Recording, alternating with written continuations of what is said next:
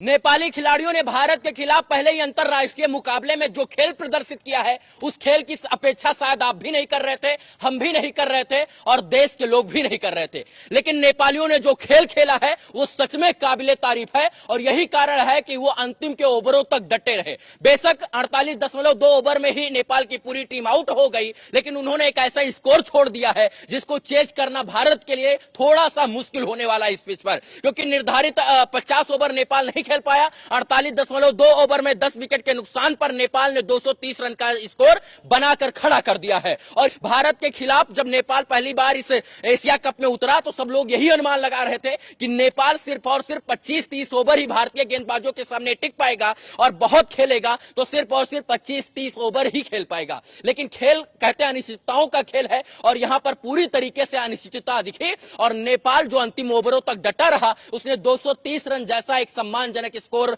बनाकर भारत को चैलेंज करने का एक मौका दे दिया है। लेकिन नेपाल ने जो 230 रन बनाया उसमें सबसे बड़ी भूमिका भारतीय क्षेत्र रक्षकों की है, क्योंकि विराट कोहली, श्रेयस अय्यर और ईशान किशन जैसे दिग्गज फील्डरों ने इस जो है नेपाल के बड़े बड़े बल्लेबाजों के कैच ड्रॉप किए और यही कारण है कि शुरुआती 6 ओवर में नेपाल के 3 विकेट गिर जाने चाहिए थे, लेकिन विराट कोहली भी कैच नहीं पकड़ पाए, श्रेयस अय्यर भी नहीं पकड़ पाए और ईशान किशन भी नहीं पकड़ पाए और यही कारण है कि 50 रन नेपाल के पूरा हो गए और कोई विकेट ही नहीं गिरा। वो तो भला हो श्रद्धल ठाकुर का, जिन्होंने आके पहली सफलता दिलाई। इसके बाद रविंद्र जडेजा ने 3 बैक टू बैक विकेट लेकर नेपाल की कमर सी तोड़ दी है और लगता है कि नेपाल जो है वो अच्छी तरीके से भारतीय गेंदबाजों को पकड़ लिया था, उनकी लाइन लेंथ को पकड़ लिया था, भांप लिया था और यही कारण है कि मोहम्मद शमी, मोहम्मद सिराज और रविंद्र जडेजा, श्रद्धल ठाकुर और हार्दिक पांड्या के खिलाफ इतनी बेहतरीन बल्लेबाजी नेपाल की टीम कर रही थी। हालांकि नेपाल ने जिस प्रकार से प्रदर्शन किया उसकी तारीफ होना चाहिए, क्योंकि भारत जैसी मजबूत टीम के सामने जहां अनुमान हम ये लगा रहे थे कि नेपाल 100-150 रन पर सिमट जाएगा,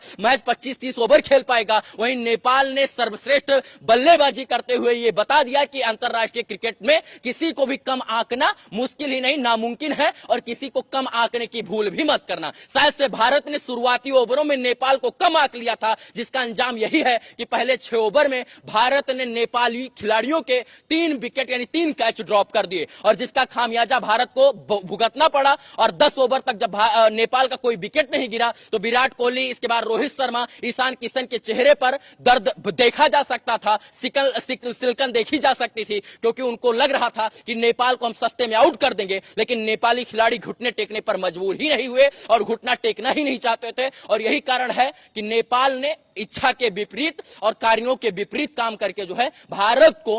231 रन का टारगेट दिया है। बाकी अगले 50 ओवर में घटित हो जाएगा कि कौन जीतेगा कौन हारेगा। नेपाल इस मैच को हारेगा तो एशिया कप से बाहर जाएगा और अगर भारत इस मैच को जीतेगा तो भारत एशिया कप के सुपर 4 में अपनी जगह बनाएगा, लेकिन भारत इस मैच को हारेगा तो वो इस लीग से बाहर हो जाएगा। बाकी आपकी प्रतिक्रिया है कमेंट में जरूर दें। जय हिंद।